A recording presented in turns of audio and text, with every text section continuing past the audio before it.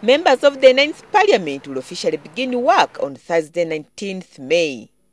Compared to the 8th Parliament that had 332 MPs, the new Parliament has 375 legislators. This figure is likely to shoot to 400 when non-elected members, ex-official MPs, are appointed into cabinet. In the February elections, NRM increased its numbers in the House, while FDC, UPC and DP lost many MPs, leaving the opposition vulnerable in checking government excesses. In the new parliament, NRM has 264 MPs. The main opposition FDC party falls with just 34 legislators.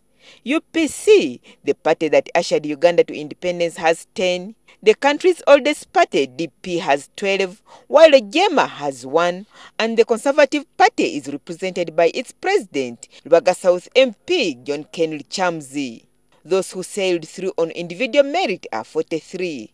And the Uganda People's Defense Forces sent 10 representatives. This rounds up 375 directly elected MPs. Taxpayers will have to pay their salaries, allowances, and clearing rent for office space since Parliament is small. A lawmaker from far east of the country gets a monthly salary of 2.6 million shillings, constituency allowance of 3.2 million shillings, which helps them establish offices back home and meet their voters' needs. A subsistence allowance of 4.5 million shillings is to facilitate their accommodation and meals while up country. The biggest allowance they take home is 5.5 million shillings for mileage, which facilitates their travel to the constituencies twice a month. They also get town run allowance of 1.6 million shillings to stay in Kampala to attend plenary sessions and monthly gratuity of 780,000 shillings. On average, the highly paid legislators come from the far north and hard-to-reach areas of Karamoja, who earn about 21 million shillings due to their far distances. Now, with 375 MPs in the 9th Parliament, taxpayers will have to dig deeper into their pockets to sustain them. A case study is the 21 million shillings government will be spending on an MP monthly.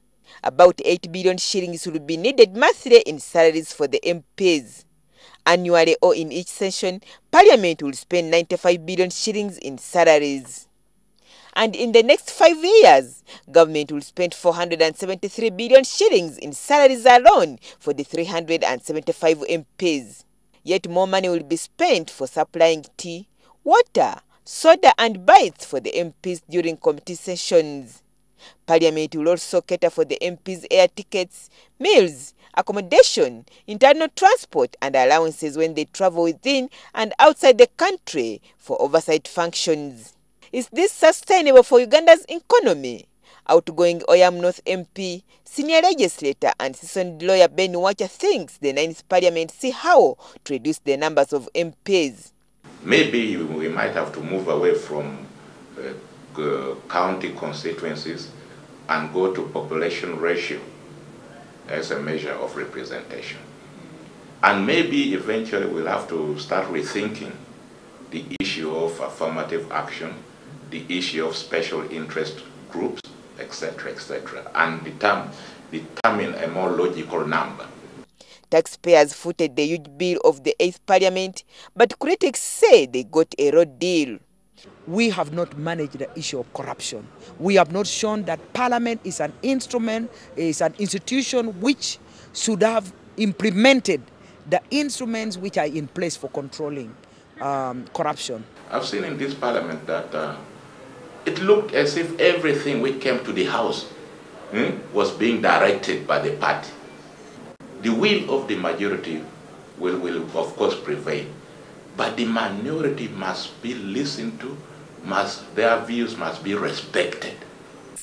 But I'm also not underestimating the strength of those who are coming in. Perhaps they're going to be as well, good debaters as those in the past. But in essence, in a nutshell, I think that the opposition, because of its fractured nature, because of its disorganization, is not going to present for us, a good team in the House. Ugandans are now watching to see if the 9th Parliament will be different and meet people's expectations. Agnes Nandutu, NTV, Weekend Edition.